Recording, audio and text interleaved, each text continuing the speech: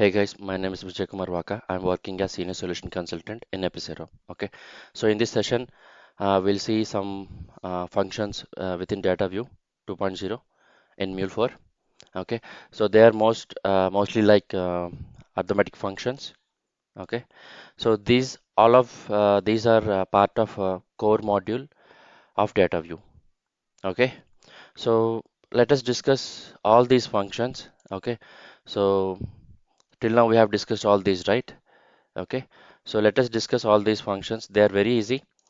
So that's why I wanted to tell or recap all these functions within one session itself. Okay, yeah. So the first one is average. Okay, so average is we know, right? We'll be taking or I mean we can do the sum of a set of integers and divided by the number of integers. Okay, let's say we have five integers in an array. Okay, we'll sum it and uh, we'll divide that sum with the 5. Okay, that is nothing but average of that set of numbers, right? That is first thing. Second one is absolute. Okay, so absolute in the sense whether it is a negative value or positive value, so it converts uh, that value to a positive value. Okay, that is nothing but absolute. Okay, now let us discuss about ceiling. Ceiling. Okay, so ceiling in the sense, we know, right? Ceiling in the sense it points to the upwards direction. Okay, for example, uh, we are going to take something like 2.2 okay, so this will return 3 actually. Okay, so whatever is there after 2, other than 0 actually. Okay, so if you put 2.1 also, it will result into 3. So what does it mean? So it will output nearest integers in the upward section. Okay. So something like that. So floor is the vice versa of this. Okay. For example, I'm going to put something like 2.9. So when you pass this particular value as a parameter to this floor function, so it will return 2. Okay.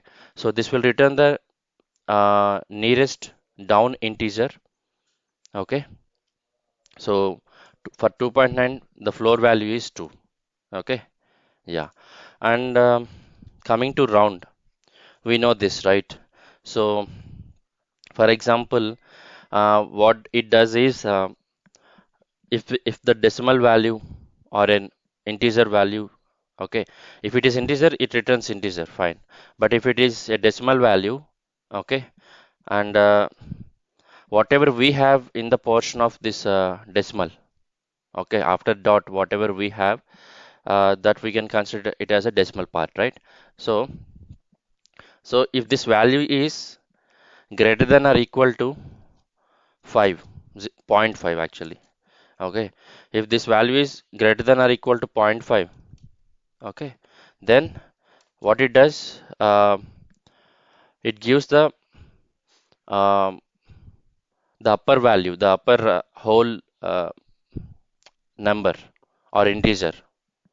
Okay, so yes, so for 2.4, what it does, it gives 2 as the rounded value because here it is less than 0.5, right? So that is the reason it returns 2. For example, if it is 2.5 at least, okay, then it will return 3, right? If it is 2.6, 2.7, 8, 9, so till there, whatever the value pass to the round function, it gives 3. Okay, so if it is less than 0.5 in the decimal part, it returns 2. Okay, yeah. So this is how round function works. We all know this. But this session is all about a recap on the basic arithmetic functions and also few other functions. Okay. Yes. Yeah. So we are done with all these five things. Okay. We'll see as an examples after 5 minutes. Okay. Now, what does this is even do? So in the naming convention of the function itself, we have is even in the sense it checks, okay, the number or the decimal that has been entered as an parameter. Okay, it checks whether it is an even function, I mean even number or not. Okay, so if it is even, it returns true. Okay, so it returns true because in the naming convention itself is there, right? It is checking whether it is even or not. So if it is even, it returns true, else false. Sorry. Yeah. So the same will be applied to all these things. Okay. So here also you can pass only one number or decimal value as a parameter. Okay. Okay. So if it is odd, if it is odd value, it returns true, else false. Okay. This is also the same thing. Is integer. Okay. So here they mentioned it as integer or number. Okay. So if it is only an integer and without any decimal part, or a decimal value which can be converted simply as an integer, okay, so those things will return true value, else it will return false value. So if integer, okay, if it is integer, it returns true, else false. Okay, the same will be applicable for decimal. Okay, so yeah, for example, if you are going to pass integer value, then it returns false. Okay, so even if you pass 2.0, yeah, I think it can be converted to, we'll see actually if what 2.0 will return, whether it is a decimal or integer, we'll see. Okay, but in general, um, it checks for if the passed value as it, I mean, if it is a decimal value or not. Okay, so if it is decimal, it returns true. If it is not a decimal value, it returns false. Okay, so whenever in any function, okay, we have already seen that e is empty, or we have some function called as e is blank as well. Okay, so wherever you have something in the function name as, or if it is starting with is, okay, so that means we are checking whether it is a um, right value or not, whether so it will return true or false based upon this naming convention of that function. Okay, so yeah, so is leap year, so that means yeah, it returns, if it is a leap year, it returns um, true. If it is not a leap year, it returns false. Okay, that is what is the expectation. Okay, so if it is a leap year, it returns true. If it is not, it returns false. But we can pass three different kinds here. One is date time, the other is date, the other is local date time. Okay, so all these things, any of these things we can pass as a parameter to this leap year function, is leap year function. Okay, so let's see some examples. Okay, you can just play with these things in dwlang.fun. Okay, yeah, but I have taken this example and where I have put transform messages for all these functions. Okay, one transform message is dedicated for one function. Okay, see here I have put the description. Don't worry, I just copied from the documentation itself. Okay, yeah, yeah. So if you see here, it is an average. So we have three integers inside this, right? Okay, so what it does, it sums up 1 plus 2 plus 3, that is 6, and by 3. Okay, so that means it should return 2, right? 6 by 3, it should return 2. Okay, so this is how it works. For example, I'm going to put something like 2.4 and I'll keep it as 3.6. Okay, so that means on a whole, I'm increasing the value by 1, right? So 1 plus 2.4, it is 3.4 plus 3, 6.4, something like that. Okay, uh, yes, it has given 2.33 because 1 plus 2 plus 3, 6 plus 7, right? 7 by 3. Okay, so that is what yeah, 7 by 3, yes, 2.33 and so on. So this is the calculated average value for the set of uh, decimals or numbers or the mix of it. Okay, so here we have three numbers. So yeah, so this is the average uh, functions example. Okay, so as I have defined this function within a value section and within a simple JSON key value pair, so this is how it is resulting. So let's quickly jump on to absolute. Okay, so you see here returns the absolute value of a number. You see it is ABS of -2, 2.5, -3.4 and 3. If you click on preview, click on save and preview, now we'll get the output of that. See, if it is a minus value, it is turning, converting it to positive value, right? Absolute of 2.5. Anyway, it is minus or plus, it returns the positive value of that. If it is minus, yeah, 3.4 and it is 3. It's very as simple as that. Okay. Yes. Now let us go to seal. See, rounds a number up to the nearest whole number. So it is pointing towards up. So as we discussed, seal of 1.5. Okay. It should return 2. Okay. Yeah. Seal of 2.1, it should return 3, and it is already um, a whole number, so it returns 3 only. So let's click on preview. But we'll do one thing, instead of 1.5, we'll keep 1.1 and see the preview. I'm saving this, click on preview. See, though it is like 1.1, it is giving 2. For example, let me check with 1.0. Yeah, so this, you see here, there is nothing in the decimal part in this. It's 0 that can be ignored, or it's not clearly, it is greater than 1. So that is the reason what it is doing. Uh, I mean, it is coercing it to an integer, and see, and after coercion, what is happening? Seal of 1. So that is the reason it is returning only 1. But here, when we keep it as 1, it cannot coerce to 1, right? Simply because it is greater than 1. Okay. So that is the reason it is giving the number up to the nearest, yeah, to the nearest whole number. So the nearest whole number for 1.1 is 2, right? In the upwards. So that is the reason it has given 2. Okay. Yeah, let's see floor function.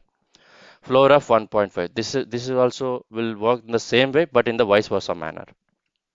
Okay, seal will point to the upwards, and this will point to the down actually. Okay, so 1.5, 2.2, or if I keep 1.9 also, it will return only 1.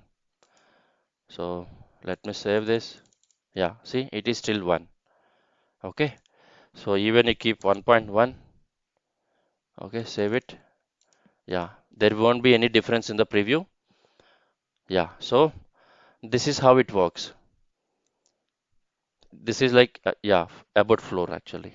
Okay, so seal and floor, they work the same way, but one points to the upwards direction and one points to the downward. Okay, that's it about seal and floor. Now let us check about round function. Okay, yeah, this is little similar to these two, but what happens, it decides actually by itself based upon the decimal value, decimal part.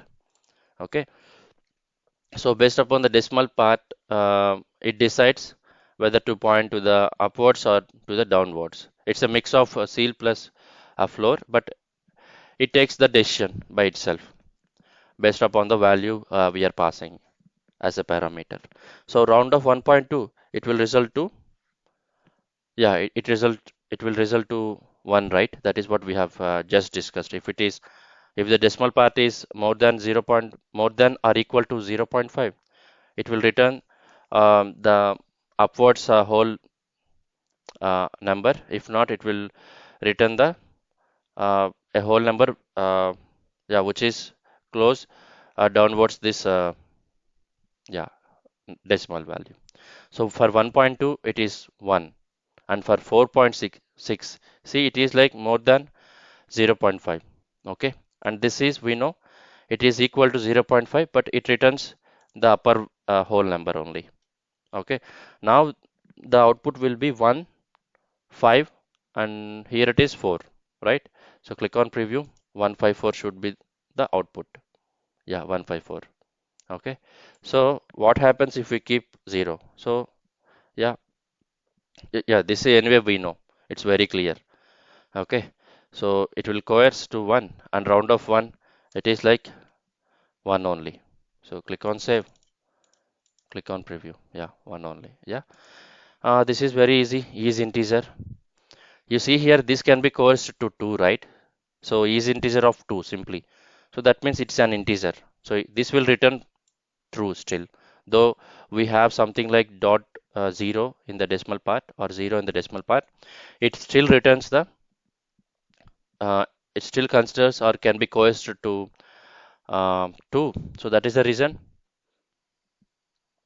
what do you say, it will return true, because it is starting with is, right? We are checking whether it is an integer or not. Okay, so let's directly check the preview. You see here, is integer of 1, it is returning to true. Is integer of 2.0, but it is returning to true only. Okay, is integer of 2.2, that means it's not an integer, right? We cannot simply convert it to 2 because it is greater than 2. And you see here, is integer of 1 within quotes, that means it's a string. Okay, but it can be coerced to integer. Okay, so that's the reason it has resulted into true here. So is integer of a string which can be coerced to an integer. Okay, for example, I'm going to put something like 1.5. See, automatically this cannot be simply converted to an integer, right, or an whole number. So that's the reason we got false here. Okay, yeah. Now let's see, is even. Yeah, it's self-explanatory, to be frank. Yeah, but we have to see in these functions, what if we pass null values or the values other than what can be passed legitimately. So we have to check whether it will result into an error or not. This is what you have to check actually, or maybe you'll get to know automatically in the real time. Okay, yeah. So is even, so 0 is even, yeah, it is an even, and 1 is odd. 1 plus 1 is 2, that is again it's an even number. So that's the reason true, false, true is what has returned uh, based upon this example. Okay, is odd still. So click on preview. See, I mean, it is considering the what do you say, decimal values as well. I just experimented actually what it does and all. So 1.8, though it should return, it should consider as an um, even value, but not sure why it is considering still it as a uh, odd value. Maybe it ignores this, okay, decimal value, and only it considers uh, what do you say, this particular value. I mean, whatever is there in this. Let me save this. Yeah. So 2.7. Yeah, it is given false because it is 2.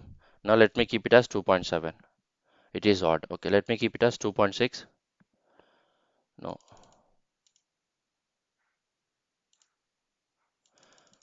Yeah, basically, but we generally use these for the whole numbers. Okay, just check, experiment on these things, play with this. Okay, so is odd of 2 is false because it's an even number, and is odd of 2 plus 2. Okay, we are doing some arithmetic operation here. Okay, so 2 plus 2 is 4, so that is the reason it is false. Is odd of 0. Okay, it is false. It is considered as a even number in this example, so obviously it cannot be an odd number, right? Yeah. Now, so we know, right, how can we check if it is like odd number, how we'll check that? So we'll divide this resultant by 2 if it is I think if the remainder is 0. Okay, 2 by 2, the remainder is 0. Okay, so that means it's an even number. Let's say 5 by 2, remainder is 1. So that means 5 is a odd number. That is how we'll check if it is an even number or an odd number, right? Yes. Now let us check is decimal. So here we have this, right? For example, I'm going to simply keep 1 here. Okay, yeah, I just saved it. Click on preview. So it returns Boolean values because in the naming convention we have is. So is decimal of 1. So it is false, right? Is decimal of 1.1. So we have something in the decimal part. So for example, what it does if we keep 1.0, let's see. See, still it has returned false because there is no point, there is no difference in 1.0 and 1, right? So that is why it has converted it to an integer, okay, by default. And after that, is decimal of 1 or is decimal of a number or integer will return false, obviously, right? So that is what we could see here. For example, yeah, anyway, it is like 1.1 is already we have here. Yeah. So yeah, this is converting it to uh, decimal value. Okay. For example, I'm going to keep it as 1.0. See, it is false again. For example, we will keep something in the decimal part as more than 0.1, 0.0. So it has converted to true. Okay. Because this cannot be simply converted as an integer, right? That is what we have been discussing. Yeah. And the last and final one is leap year. So as we discussed, we can pass date time or date or local date time. Okay, these three types we can pass as a parameter. Okay, so for example, just to make it very simple, for example, is leap year of the current date timestamp. Okay, so if I click on save and click on preview, what it does, it has returned false because 2021, though we are passing date or date time or local date time, uh, it only, I mean, it only considers that 2020 or 2021, the year, and based upon that, uh, what do you say? It will give a Boolean value as a result, whether it is a true or false, whether it is actually a leap year or not. Yeah. For example, yeah. Let me uncomment the above one. Okay. So 2016 is a leap year, so that's the reason for this date time expression it has returned true value, and 2017 it's not a leap year, so that's the reason it has returned false as the output for this. Okay, so yeah, so this is all about these functions and the session. Okay, just play with these functions, try to pass some, what do you say, unexpected values or null values for all these functions and see how it is resulting. Okay, in the documentation itself they have given. Okay, but we cannot remember all these things, right? We have to we'll be able to remember only if we practice or we'll play with these things, right? So that is how we can remember for some good amount of time. Okay, but just practice these things for once at least, so at least we'll remember, okay, we have these functions in mule 4 in data view. Okay, so that is all about the intention of practicing these functions actually. Always it's like I suggest you to at least practice a function or go through a function at least once. So I mean, it's obvious that we'll forget, but at least we'll remember, okay, we have this function, I have used this function in the past. So that is the advantage of going through a concept at least once. Okay, yeah. So then whenever it is necessary, uh, in the next time we can recap very easily, quickly, right? Yeah, so that is all about this session. If you like it, please share and subscribe. Okay, please share in our network, and thank you so much for listening to my video. Thank you and have a good day.